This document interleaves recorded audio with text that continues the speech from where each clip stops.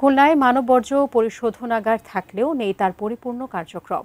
নগরীর ড্রেন ও আশেপাশের খাল ও নদীতে প্রতিনিয়ত ছড়িয়ে পড়ছে মানববর্জ্য, বাড়ছে দূষণ।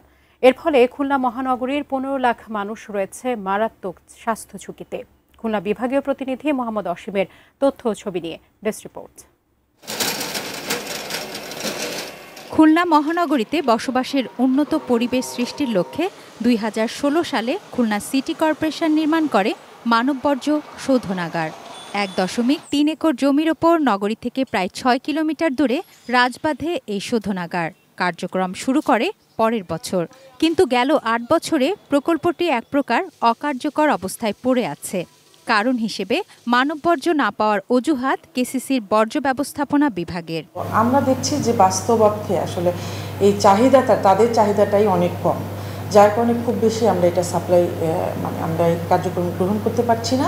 তবে এতদিনেও পরিশোধনাগারটি পূর্ণরূপে পরিচালিত হতে না পারার জন্য বর্জ্য ব্যবস্থাপনা বিভাগের গাফলতিকেই দুষছেন খোদ কেসিসির প্রধান নগর পরিকল্পনাবিদ। যে কোনো কারণেই হোক, অনেক সময় আমরা দেখেছি ওরা খালে কিংবা ড্রেনে ফেলে দেয়।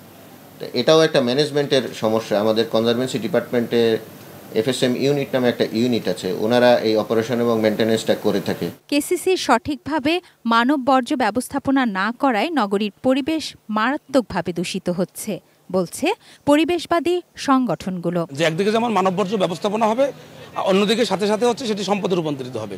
কিন্তু সেটাকে আমরা এটা জাতি হিসেবে আসলে আমাদের দুর্ভাগ্য যে দাতারা মনে করে, উন্নত দেশগুলো বিদেশিরা মনে করেন, কিন্তু আমরা সেটাকে কাজে লাগাইতে পারি না, তাদের যে অর্থ আমরা কাজে লাগাইতে পারি না। খুলনা মহানগরীর 31টি ওয়ার্ডে 78,000 হোল্ডিংয়ে 68,277টি পরিবারের বসবাস। এসব পরিবার প্রতি বছর 710,000 লিটার মানববর্জ্য তৈরি করে। নগরী পরিবেশ রক্ষায় যার সঠিক পরিশোধনাগারের তাগিদ পরিবেশবিদদের। তুনাজ জিনা তনু, ডেস্ক রিপোর্ট, ATN নিউজ।